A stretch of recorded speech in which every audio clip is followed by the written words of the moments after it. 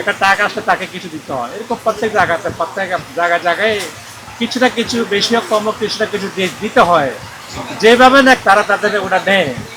সেক্ষেত্রে যদি কিছু ওইভাবে কমে তাহলে প্রত্যেকটা পণ্যের দামে তো কমতেছে, কমলে আমরাও কমে পাবো, আমরাও কমে কিনতে পারবো, যারা কিনবে তারাও কিছু কমে পাবে, সবাই লাভ হবে।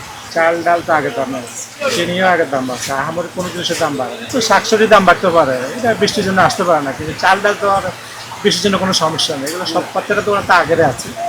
আমরা যে আজকে কিনছে তা তো না, হয়তো সবজির এটা দেখা গেছে প্রতিদিনে রাত্রে আসে বা সকালে আসে, বৃষ্টিতে আসতে যায়, সেক্ষেত্রে কিছু বাড়তে পারে, মাছও বাড়তে পারে, কাঁচা মালগুলো বাড়তে পারে, কিন্তু আমাদের মুদির দোকানে এগুলো কোনো জিনিসের দাম বাড়তে না।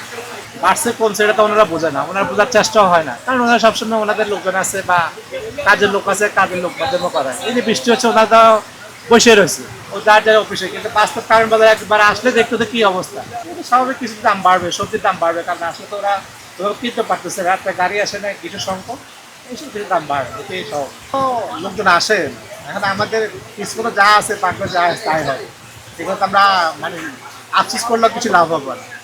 এর মাঝে দুই একজন আসে, যা আসে হলো আলহামদুলিল্লাহ।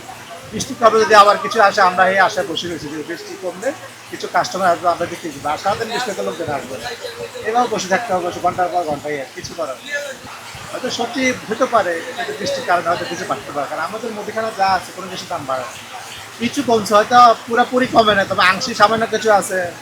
হয়তো উনিও দেখা গেছে একটা ডিলারশিপ, আপনি মিল থেকে কিনে হয়তো 500 কার্টন তেল সে দিয়ে করে, ওই মিল থেকে দেখা তাকে 300 কার্টন তেল দিয়ে দেয়, আর 200 কার্টন বাকি তাকে আটা ময়দা সুজি বিভিন্ন দিয়ে দেয়। আমরা যখন কিনি তখন ডিলার পয়েন্ট ওই সুযোগটা নেই যে ভাই আমি তো কিনছি, আমি কি করবো, এখন আপনার না দিলে তো আমি কার কাছে বিক্রি করবো। কিন্তু আমরা যখন খুচরা বিক্রি করি তখন তো সুযোগটা থাকে না। এখন আপনার সাথে আটা তেল কিনতে, আপনার আটা কথা বলে নেবেন, নিয়ে কখনো দেবেন, তাহলে আমরা বাড়িতে ওই তেল কিনতে কিছু আনতে হয়। তবে কিছু কমছে, আগে যেরকম বাধ্যতামূলক ছিল না তেল নিলে আটা ময়দা নিতে হবে, এখন একটু কমছে, তেলটা এখন মোটামুটি আছে। আগে তো তেল সংকট ছিল, এখন সংকটটা কিছু কাটছে, মোটামুটি আছে। আবার একটা কাস্টমারে গেলো ভাই আমাদের 5 লিটার তেল দেন, আমি পেলাম ভাই একটা আটা দেন, তো তুমি মানে মনে মনে খুব কষ্ট যে আমি আসছি তেল কিনতে, এই লোক আমার কেন তেল নেই। যারা দেখা গেছে আটার প্রয়োজন আমরা বুঝে বললে হয়তো ঠিক আছে ভাই এক প্যাট আটা দিয়ে দেন, আর যার প্রয়োজন সে তো নেব না, সে মনে মনে রাখ বা আমাদের সাথে যে কথা মানে কাটাকাটি হয়েছে আপনি আটার কথা কেন বললেন, মানে আমরা তো দেখা গেছে আবার ডিলার পয়েন্টে আনতে হয়, ডিলার আবার মিল থেকে দেওয়া যায়, এইভাবে আর কি। আমি আমার জায়গাতে ভালো হইলে সবাই ভালো হতে পারে, সেটাই বাস্তব।